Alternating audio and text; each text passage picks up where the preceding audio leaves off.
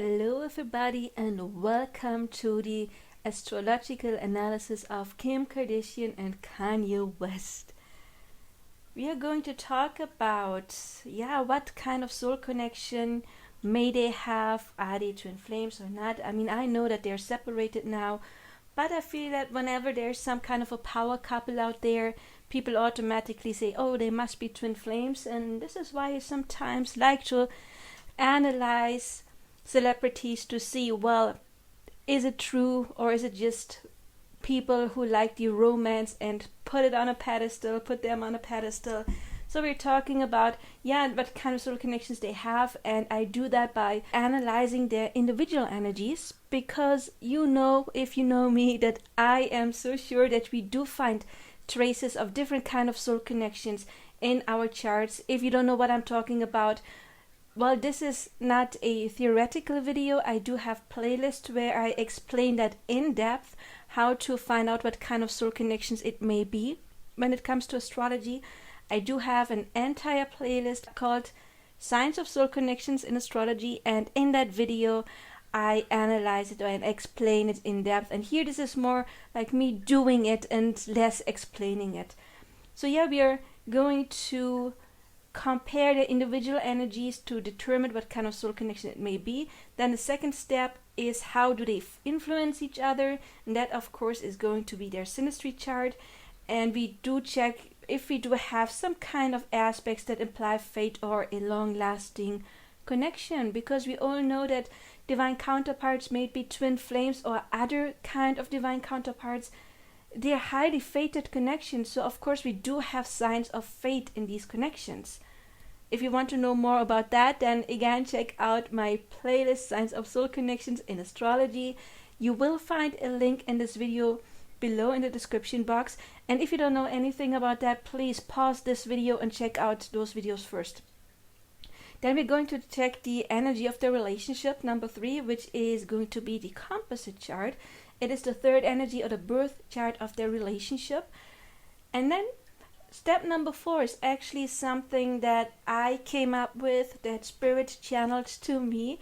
We're going to take the synastry chart and see how the relationship itself is influencing them individually. Here, number 2, we see how do they influence each other.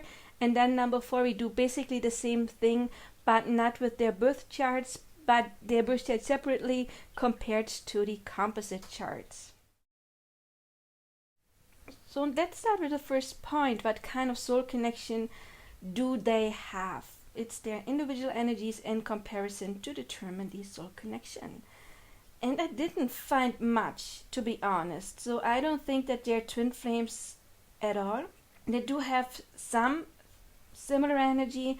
I mean, we do see that she's got the rising sign of Sagittarius. The opposite of Sagittarius would be Gemini, and he's got the sun in Gemini, so we do have an opposition when it comes to the sun and the rising sign. That in itself, of course, is something that it's a good thing. Often we do find that the sun, moon, and rising sign are similar. So one person's sun sign often is the other person's moon or rising sign. They do have the same moon sign. I forgot to make it bold, but you can see it here. They're both moon in Pisces. We do find that in soulmates very often, or in any kind of soul connections, that we share the energies. As I just said, one person's moon sign may be the other person's sun or rising sign, or in some cases even the same moon sign. They do have that, and then they do have an opposition. I differentiate between monadic twin flames and split twin flames. In split twin flames we would find a lot of oppositions. They got one here, and then with the Mercury they have another opposition. She's got the moon, Mercury in Scorpio, and he's got Mercury in Taurus. So we do have two basically oppositions. One with the first 3, I always compare the first 3 and then I go line through line. In split twin flames, I always say, there is a lot of oppositions. They need to have something that is the same. They do have that. They do have strong Pisces energy. They have the moon in Pisces, which means that if they have opposing energy, they still can balance it. That is something that's very important, because if you have everything oppositional, then you just polar opposite. But in high soul connections, we do need sameness as well. So we can have this third energy, the sameness, that is helping balancing the oppositions. Otherwise, you would just be too different and you would not get along. So they do have some of that going on here, but you see it's only with two things. You know, we have one opposition and one sameness, and then, okay, with Mercury as well. But for me, that would not be strong enough to declare them as twin flames, because it's not enough. And also, I already checked the rest of it in twin flames. Of course, we do have a lot of signs of fate when it comes to their synastry, and they don't have it that strong. They do have some of those aspects, yeah, but they're not like really, really, really strong that would highlight a twin flame connection. However, I do think that they are soulmates. Yes, soulmates can have many different forms. Some are more harmonious than others.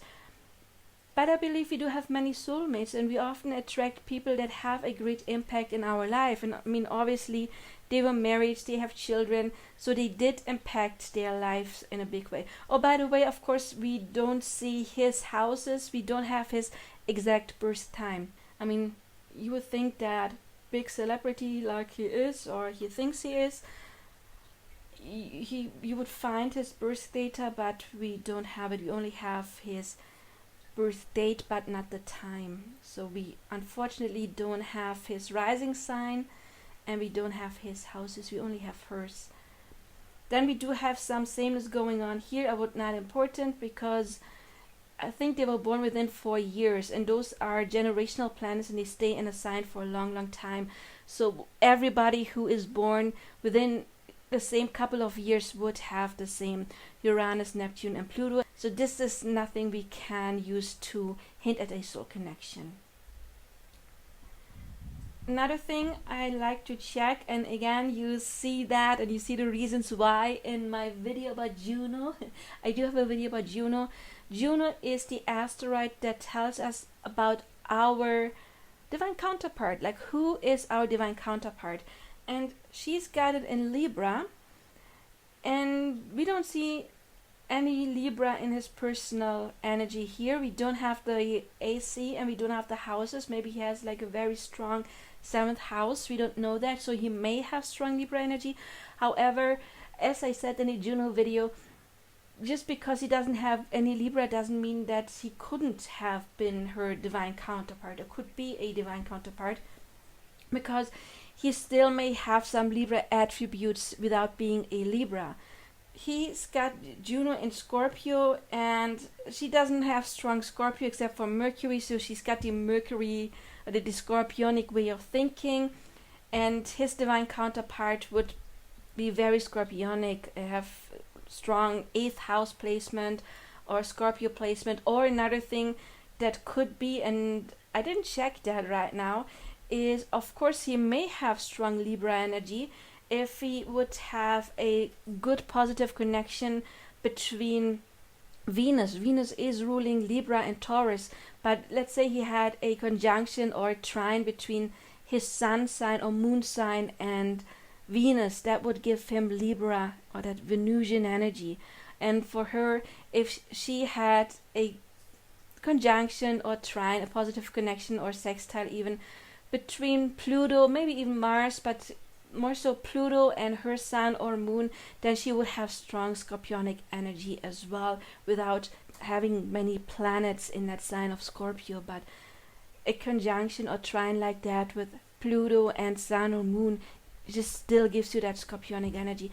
However, as I said, don't worry about that if your person or you don't have matching Juno signs. It is something we would find in twin flame connections quite often, that at least one person has strong energy of the other person's Juno sign, but still they may have those attributes. Check out the Juno video if you want to learn more. With Eros and Psyche, I'm checking if we do have one person's Eros and the other person's Psyche in the same sign, because those are, you could say, twin flames and they want to be together. We don't have that going on. She's got Eros in Scorpio, and he's got Psyche in Virgo. She's got Psyche in Gemini, and he's got Eros in Capricorn. But in a true twin flame connection, you most likely would have one person's Eros and the other person's Psyche within one sign, or at least forming a connection in some kind of way.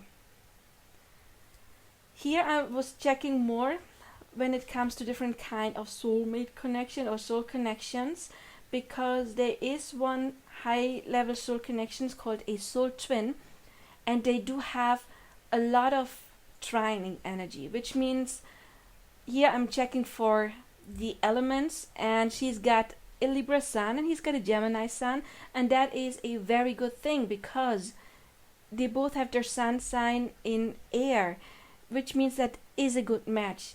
Even if their suns wouldn't form a trine, and we're going to talk about that, I don't remember their suns forming a trine.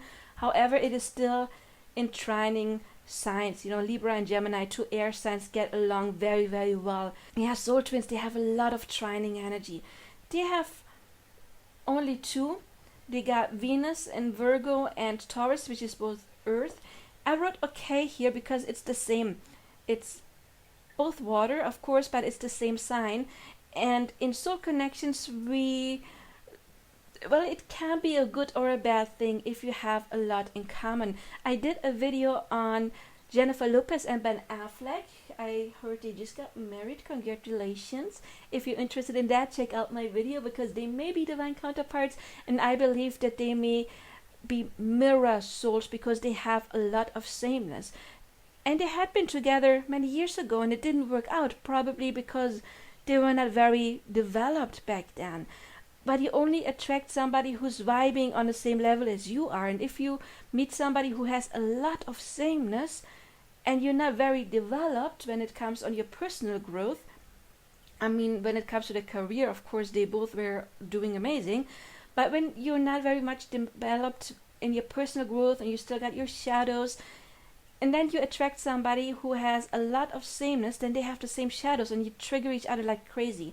However, if you overcome that stuff and you attract the same person back into your life again, or another person that has a lot of sameness, and remember, you can only attract somebody who's matching your energy. So they also already have evolved, and then you still share a lot of same attributes, and that can be a very beautiful, harmonious connection. However, if there is a lot of sameness, then there is not a lot of growth naturally, because you often need some differences in order to trigger some kind of growth. And it's very harmonious if you share the same element. You know, Libra is not the same as Gemini, but they still get each other because it is air. So there is potential for growth, but in a very smooth way. That is why I wrote okay when it is exactly the same. Then, as I said earlier, we do find a lot of opposites when it comes to split twin flames, one form of twin flames. And they do have it here with Mercury, we're already talking about that.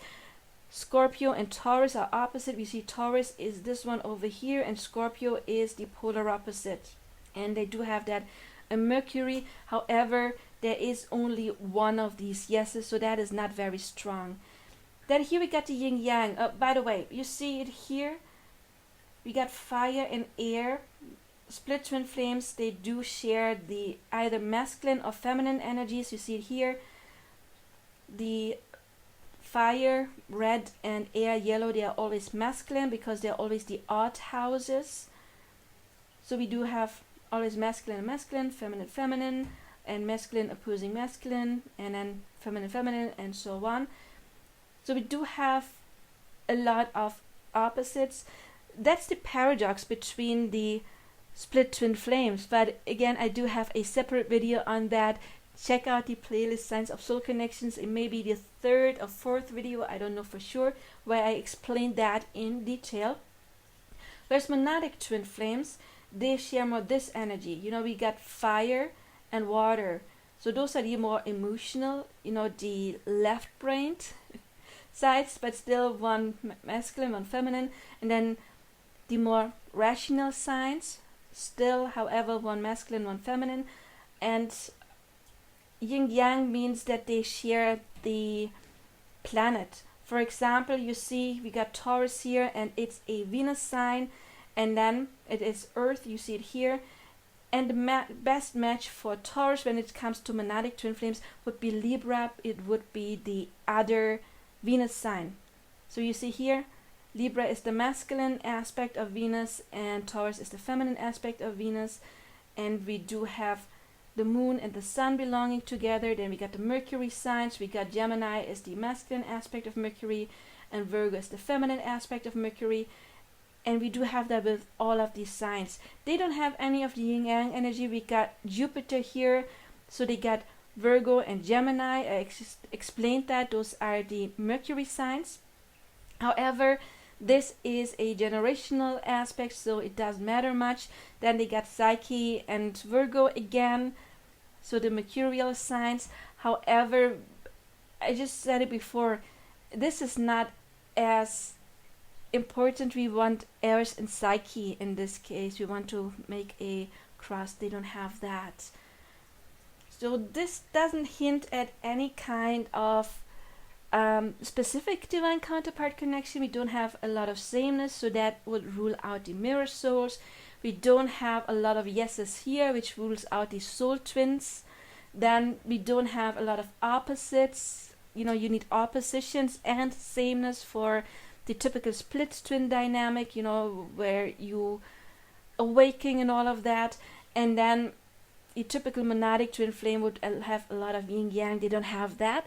However, I still believe that they do have a soul connection, but it's nothing that we can really define. So it seems to be a soulmate connection. They can have any different energies. By the way, I do have a playlist on each sign. I do have a playlist and I do have videos on each signs, like if you're an Aries, who would be your perfect match, if you're a Taurus, and then we talk about each sign, if you would have a mirror twin, a soul twin, a split twin, a monadic twin, what kind of energy would that be? So if you already get some value out of this content, please help me grow my channel by liking, subscribing, hitting the bell icon to be notified when I upload.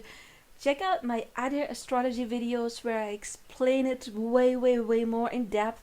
And of course, I am available for your own personal analysis. If you have a divine counterpart, a best friend, or whomever, and you want to know about your dynamic, I would be happy to do that for you.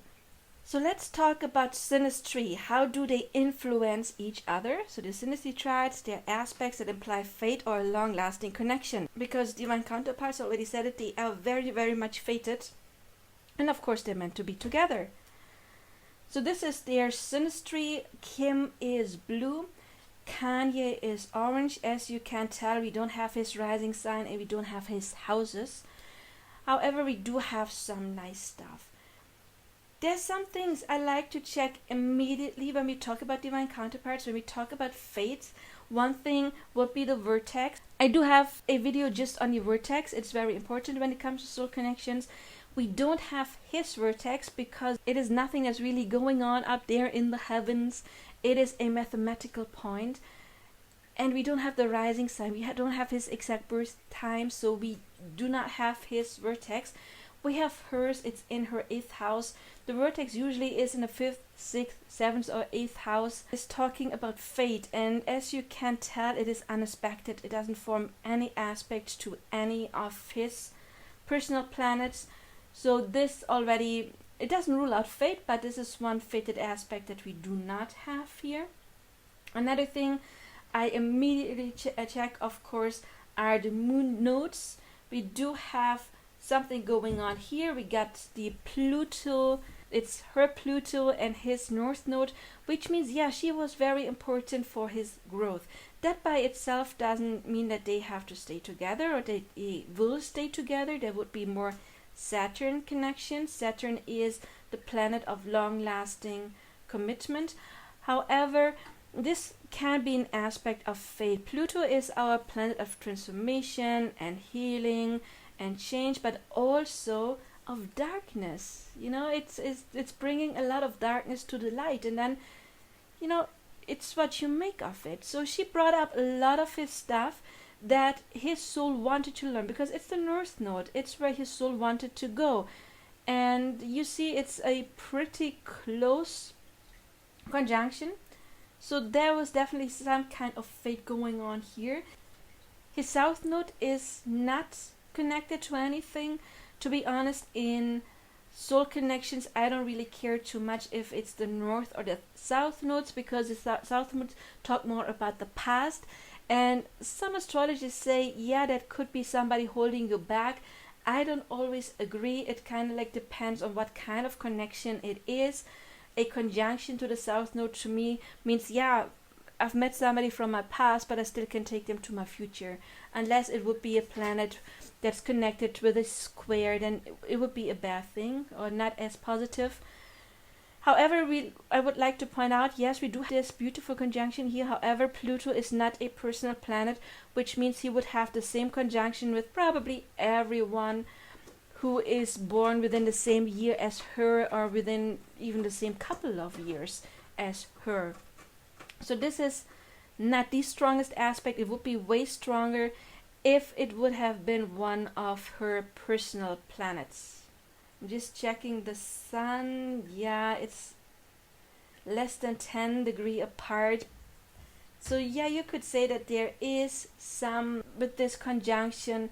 It's not too strong. It's, how much is it, like 8 degrees, so it's not that strong. But yeah, that could also indicate we were meant to meet in order to help him grow in this case. You see, her south node is unexpected, and we got this conjunction between her north node and his Saturn. That could be a karmic aspect. Saturn can be karmic, but let's see, I want to go a little bit further. Let's check his Saturn. Where is it? Where is it? Here. It's not really forming a lot of...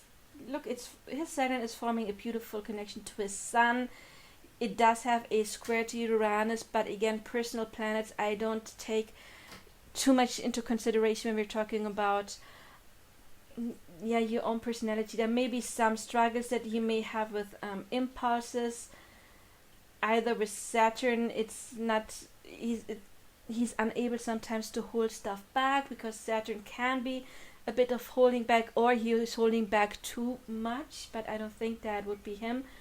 So his Saturn, I don't see his Saturn as a negative Saturn because of this beautiful sextile.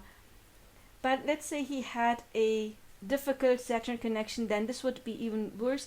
However, Saturn, I don't strictly see it as karmic. I do have a video on Saturn as well, because I actually want to have Saturn connections in Divine Counterpart connections, positive Saturn connections, because Saturn, it has two sides to the coin. On one side it is karmic, on the other it is serious commitment. And Saturn connections show you, yeah, this relationship can actually last a lifetime, or at least many, many years. This means that he was important for her for a long time, and even if they're no longer married, I think he's the father of her children, right? So he will stay in her life for a long time, and this is what this indicates. However, we don't have any personal stuff going on here. And with the North Node, it just shows, there is some kind of karma, some kind of fate, but it doesn't say anything about we want to stay together for the rest of our lives, or we're happy together. We just don't have that going on here with neither of their nodes, to be honest. So there is somewhat fated, yes, but not like twin flame fated. I don't see that here. Another thing I like to check, of course, is Chiron. Chiron here, this little symbol is called the wounded healer, and twin flames, of course, meet in order to heal each other, not by literally healing each other, but by triggering some kind of ascension, or doing the shadow work, and then you just basically are forced to ascend and heal. And both of their Chirons, you see hers is here, are not aspected at all, so this also would indicate that it's not a twin flame connections. And also with this Saturn unaspected, it's some kind of lack of commitment, and we do have her Saturn not aspected either. So this is not talking about serious commitment. They were married, yes, but now they're not, right? However, even if you have Saturn connections, it still doesn't mean that you have to stay married for the end of your life. Saturn connections to positive, so to personal planets, often they're like super glue. You stay together for a long time. Doesn't mean you're happy. There's other factors that determine happiness, but this already implies, yeah, there's not so much. I don't want to say there's no potential to stay together for a long time, because we also have to check out the composite and we see how it translates into the composite. Maybe they have a great composite connection to Saturn. I have to admit I haven't really looked at that yet. We're going to do that together. Positive Saturn connections in the composite, which is the relationship itself, can also indicate a long-lasting relationship. This is missing here, so it's not too big fated in my opinion.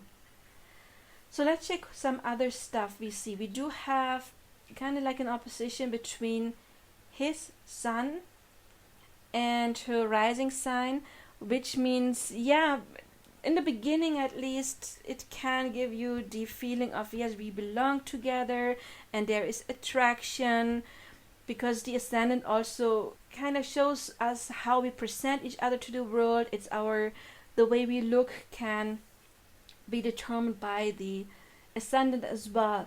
And any connection would indicate that there is some chemistry going on and some attraction going on, and a feel of belonging maybe even. As I said, when we do have some oppositions, and we were talking about that in the first part of the video, it is something you can balance it out, and you may have the feeling of, yeah, we do balance each other, we complement each other, and that in itself, even if it's an opposition, is not a really bad thing, but you have to learn to balance it out.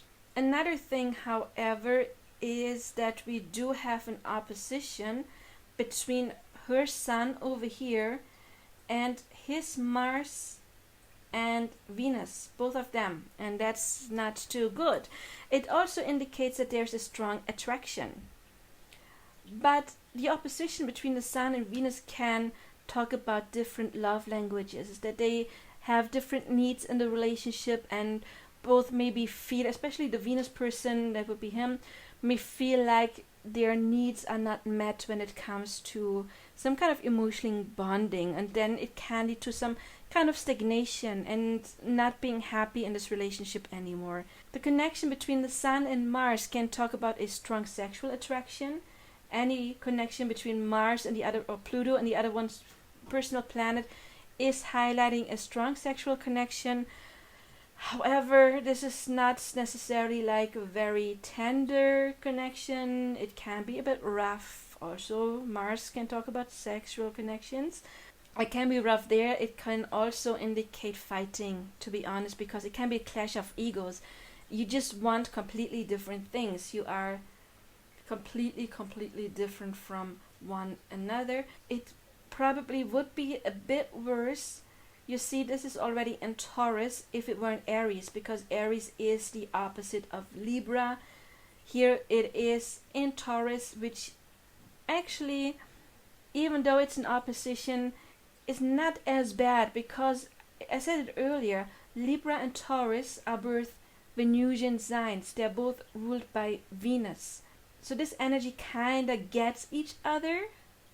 So this is like a little bit of a double-edged sword. It is good. They were lucky because of the signs. It would be worse in Aries, or it would be worth, if it were Scorpio and Taurus. If it were Scorpio and Aries, it could be very impulsive, but again, then it would be Mars energy for both, and they would still kind of like get each other.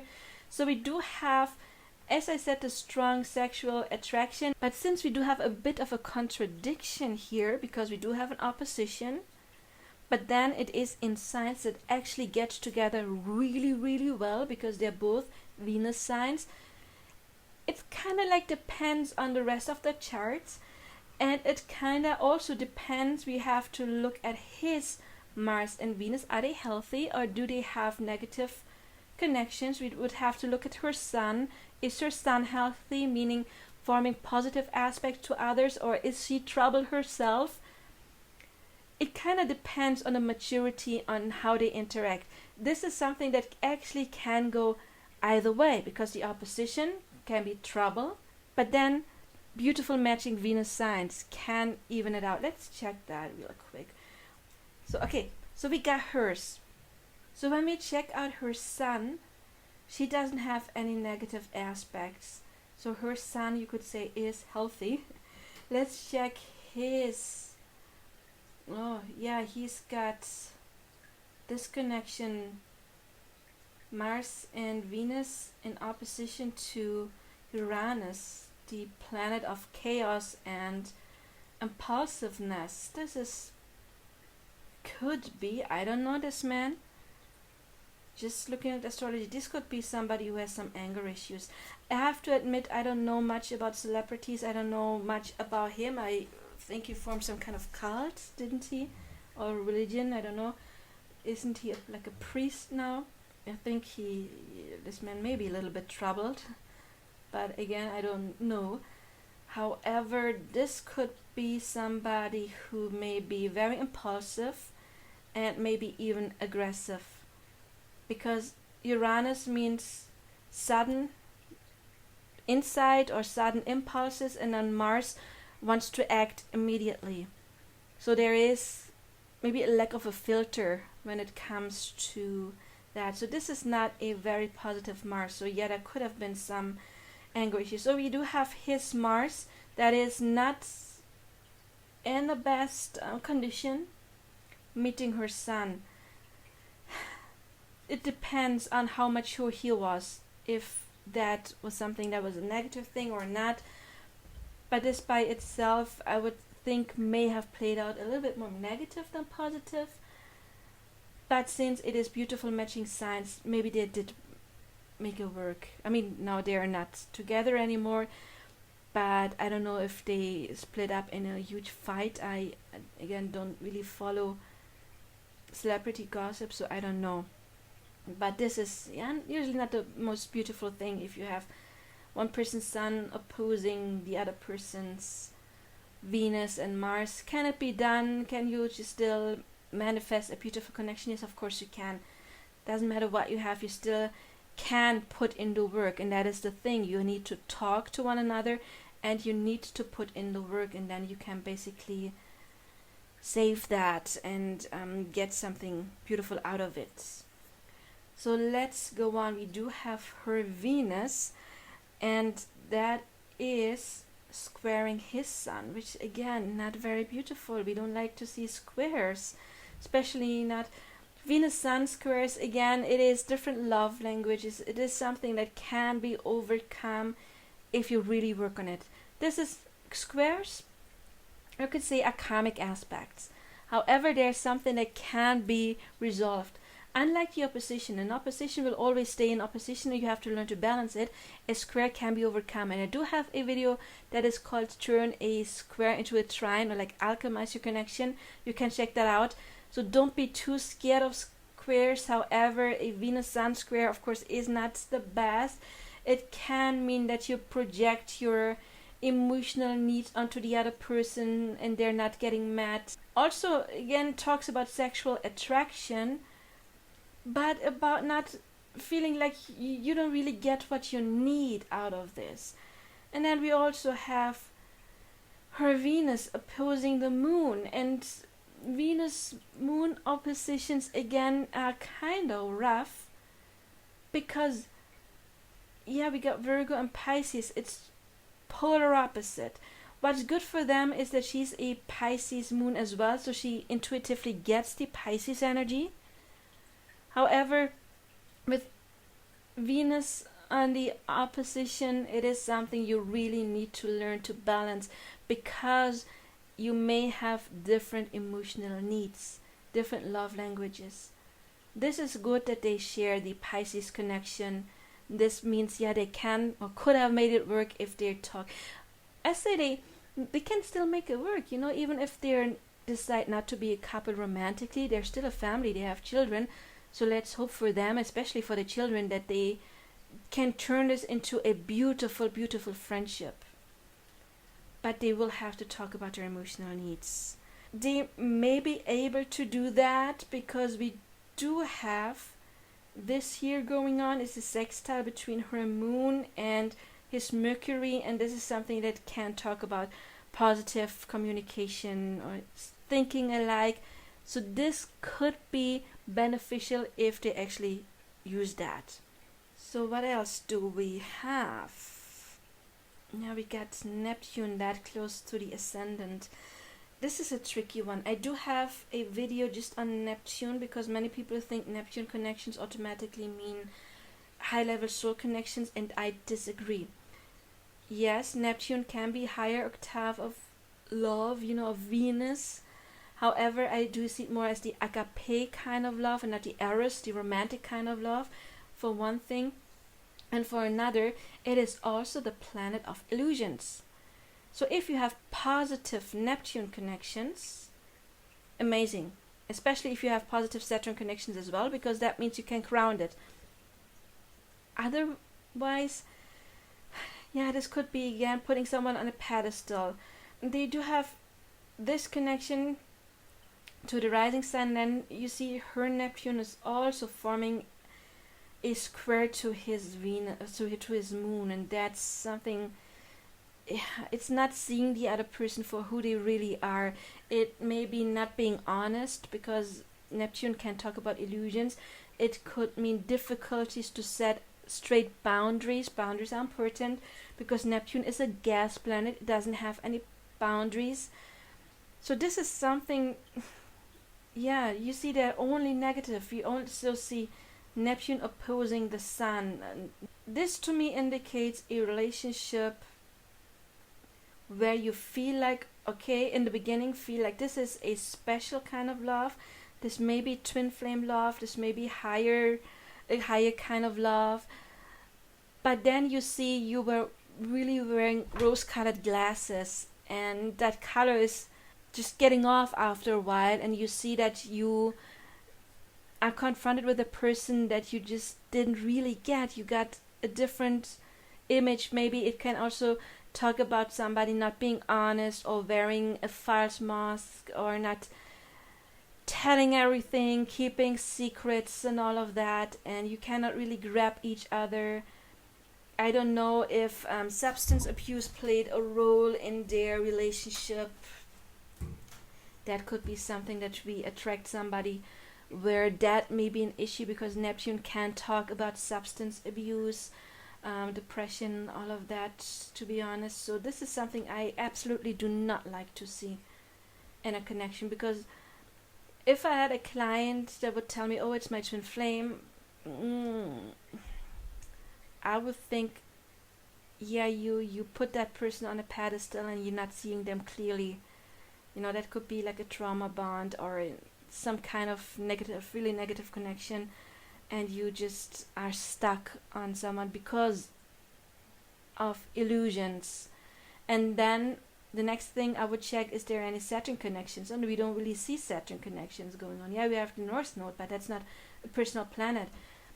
So this to me looks like a connection that it would be hard to ground in the long run, and more projections and illusions. So nothing I would like to see. You have a difficulty understanding each other. It could be that the Neptune person, and they're kind of like both Neptune people here, aren't they? Because it's both Neptunes. They're Neptunes connecting to the other person's ascending sun, moon, and look, it's the sun and the moon. I would think this is major projections going on here, illusions, secrets, not being honest, not understanding each other. This is something I do not like to see, to be honest. However, yeah, they do have, you cannot put it in different words. There is some kind of a strong pull going on with those two, right? They felt a strong pull, especially when we have one person's Pluto and the other person's Sun. Again, strong sexual attraction, and it can be a relationship that's really, really transformative.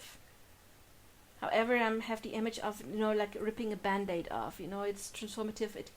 could be a bit painful because of the illusions we have going on here, but it is something where you're shedding, like he's shedding light on her darkness. With the Pluto connection, it's a strong connection, and again, this can be something that can be felt like a twin flame connection in the beginning. Even on the long run, you know, the twin flames would have something like this. They would have a positive Pluto Sun connection. That is a total twin flamey thing. I do have my own video on Pluto in twin flame or the Divine Counterpart connections. You can check it out. Pluto is very important when it comes to these kind of connections because of the transformation and healing. So this by itself is an amazing thing, but they do have too many things that I don't like, and that would make it harder for them to really build a long, I mean, they had a long-lasting connection, right? But now they're not together anymore. Maybe because there were some illusions that were then shown later on. But let's go on. What is the energy of the relationship? I mean, that one's important too. The composite chart is the third energy or the birth chart of the relationship. This can indicate, do you have a better chance to overcome those issues or not? Is it doomed? However, I would always like to point out, I believe in manifesting. I do have videos on manifesting. Astrology is like a blueprint, but you still have a free will and you can change things. So don't ever take anything as a total. Even if astrology shows this is not your twin flame, it can still be your forever person and your true love if you put in the work. I always say that, put in the work, and you can turn any person into your true love. So yeah, this is the composite. I need to point out again, we don't have his exact birth time. So this ascendant is most likely not right unless he was really born at about noon. And the houses, we don't have the real houses because we don't have his birth time. What we see here is a Sun-Mercury connection. So maybe they were talking a lot, or they were thinking alike, or this connection animated both of them to think a lot. Yeah, we have again the opposition between Sun and Mars, which can highlight a clash of egos. So this is not the most beautiful thing. Yeah, look, see, they have the moon in Leo. Leo is like proud, public, we want to be seen. I mean, they were a very public couple. Didn't they even have their own reality show? Or she did. I haven't seen one single episode, so I don't know if he participated in that or not. But if so, I would not be surprised, because Leo wants to be seen, and they wanted this relationship to be public. So we got Uranus, we got Neptune. Yeah, we have again the feeling, the sense of belonging, or this being some kind of transcendental connection. However, we do have a square to the moon, illusions. And the sun eventually shone the light on those illusions, and then they noticed, oh, this is not something that's making us happy. We do have a connection between Moon and the South Node, which indicates a past life connection. Again, we do see Chiron is unaffected at all. The North Node is unaffected. However, I just said it earlier, I don't care what connection, if it's the South Node or the North Node. This is soul connection, but I just don't like the square at all. It's illusion. They thought it was bigger than it actually was. Then we do have Uranus squaring the sun. Again, ego clashes can be fighting. This would also highlight some kind of at least the feeling of a soul connection, or something that is transforming them. Where Saturn, okay, here we got a Saturn connection, only one, yeah, but it's a positive one. We've got Saturn connected to Venus, which explains why they were staying together for that long. When we just saw in the Synastry that the odds were not that good. But here we do see why, because this indicates, yeah, it was a very serious relationship. May have been lies, may have been illusions, we don't know, I don't know. But both wanted the serious commitments. Because Venus and Saturn, positive Venus and Saturn's connections are beautiful, because Saturn commitment, Venus love, and they both wanted it. However, we also see a square going on to Pluto.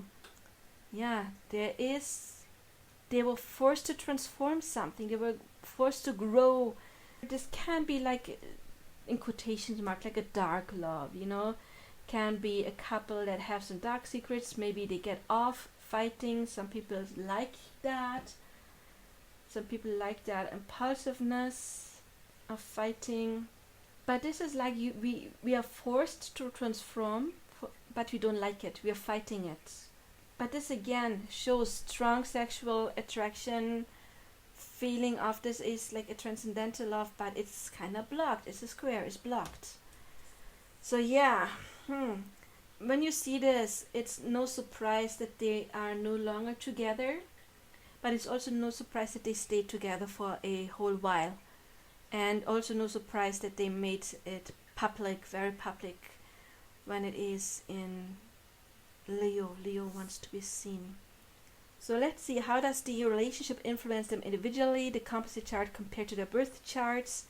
We do have here, you see, we have the sun. And what is a composite chart? We do have a video explaining what is a composite chart, but just to make it short, we do see she's got the sun in Libra over here. This is the sun, and he's got the sun in Gemini. And imagine her sun was over here in Libra. Those suns would walk towards one another, and then they would meet in the middle, and that would be the Leo. Okay, we do that with any sign. It's like his moon is walking towards her moon, and they're both in Pisces, of course, so it stays in Pisces. So let's see, how did this relationship influence her? So we've got the moon in Leo, and it's at about 23 degrees. So it's about here, and it would form a V conjunction to her North Node, which means, yeah, this relationship made her maybe like a bigger star, or this relationship itself made her shine more. It was fated for her, yes, to become who she was meant to be. Meeting him was something that was important for her. Does this form any other aspects? Does she have anything here besides the North? No. Would it form any trine? It would not. There's nothing here. Over here, it would form a trine to Neptune, the sun. So again, the sense of, yeah, this is some transcendental love. She did feel that, at least for a while. Would the sun here form any square? Yeah, kind of like to a Mercury, which is interesting. Here we got the sun and Mercury together, which means she was thinking a lot. This relationship was animating both of them to think a lot, but then at the same time it was somewhat blocked, because maybe they had a different way of thinking. They didn't really understand each other. Maybe she didn't really understand the relationship at all of the time. So there is some thinking or communication. Mercury is also communication that is blocked. So there's a lot of communication, but maybe not always the most positive communication. If we do have a square between sun of the relationship, you know, the composite sun, and her Mercury, there is something off. And then we've got it, nothing doing here. Do we have, yeah, I just checked for squares. Okay, let's see the moon. Yeah, the moon, I mean, it's in Pisces still, and it's conjuncting her moon, which means that, of course, at least for a while, she felt emotionally understood. Let's see Venus. Venus is in Cancer over here. So it doesn't form any aspect over here. It doesn't form an opposition. Would it form a trine? How many degrees is that? Like 11-ish. Weak trine to Mercury, which means it was important for her to learn to communicate her emotions. Would it form a trine with 11 degree over here? Nope. Would it form a square? Nope. And 11 degree, not really. Okay, let's do Saturn again, because we want to talk about commitment. Saturn is here in Virgo at about 8 degree. It's not forming any connection here. It is not here. Would it form any trine at 8 degree? Nope. Would it form any trine here? No. Would it form a square?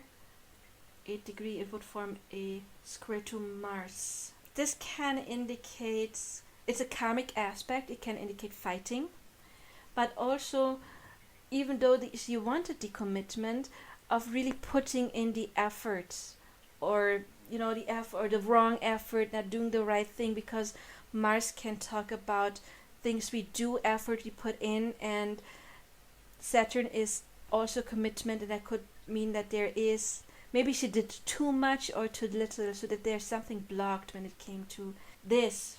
So yeah, how did this relationship influence her? Basically the same thing. She wanted this commitment, but she didn't always feel completely understood in all levels. She felt sometimes understood because of the moon conjunction.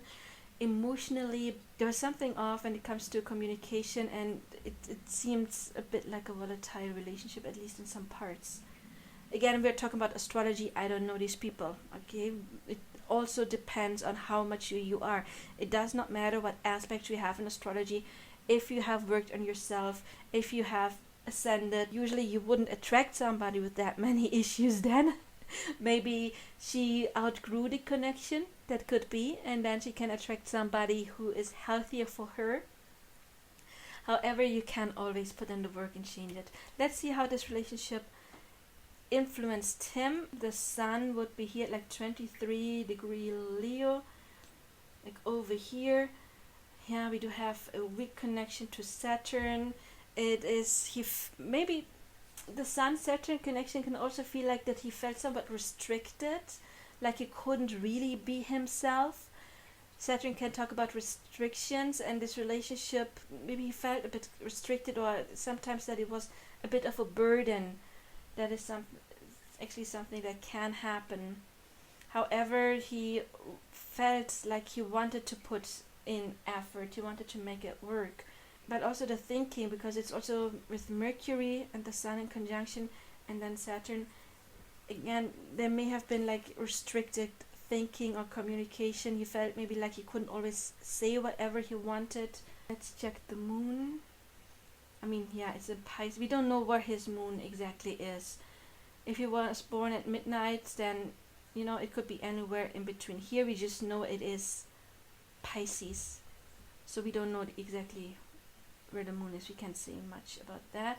This moon would be like over here. Does it form anything to there? Nope, no trine, no there, no trine there. Is square to Neptune maybe, and again, illusions, not feeling seen or hiding some stuff. So this is a big thing, like not being honest or not being open.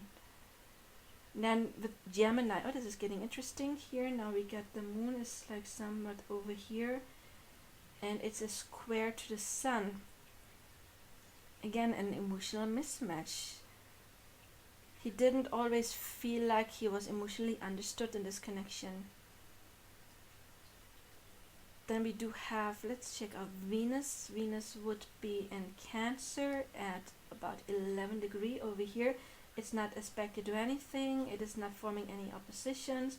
It would form a trine to Uranus, which means that this maybe it was love at first sight, or all of a sudden, or it changed him in some kind of way, because Uranus is a planet of change. Then we also do have Venus. How many degree was it? Sorry, it was at about 11 degree over here.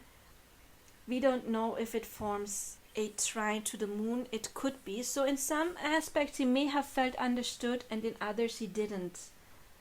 I mean, that could be some relationship. We get along in some aspects, and then we do have other problems. Let's see, Saturn may be important. Let's check the notes. Did I check the notes earlier? The note is here in Virgo. Is it doing anything here? Not really. Yeah, the notes may be connected to his moon, so he may felt it as something that's karmic, not karmic, like past life, strong relationship. He may have felt that. Let's also check Saturn in Virgo at about 8 degree here. Yeah, we don't know if it's forming a contact to his moon. We don't know that. No, this is too far away. So there may be for him a trine, like maybe he felt with Mars connecting to Saturn, like he put in more effort. We saw with Kim maybe a lack of efforts, and with him it's a trine, so maybe he felt like he put in more effort, and then no, it's not, the sun is a little bit too far. So yeah, this relationship, I'm not surprised that they're no longer together, to be honest. It doesn't seem like the healthiest relationship. I think there was strong feelings there. I think there was strong attraction there. And like we saw here, there was the hope for serious commitment. Of course, I mean, he wouldn't bring children into this world if he wouldn't have the hope for serious commitment, right? But I think there's a lot of things that were unsaid or illusion, and putting up wearing masks, and not, yeah, I'm not surprised they're no longer together. However, I believe, yeah, it is a soul connection. It could maybe say more in the karmic direction, but I don't want to put it entirely in this because it was about growth, yes. But I think it was a lot about really learning to take off rose-colored glasses, to be honest. But anyway, I hope you liked this video. If you did, then subscribe for more information on the subject. And there will be more videos like this, and of course you can book your own. I see you in another video. Maybe I see you in a personal coaching. Until then, I wish you all the best. Now, bye-bye.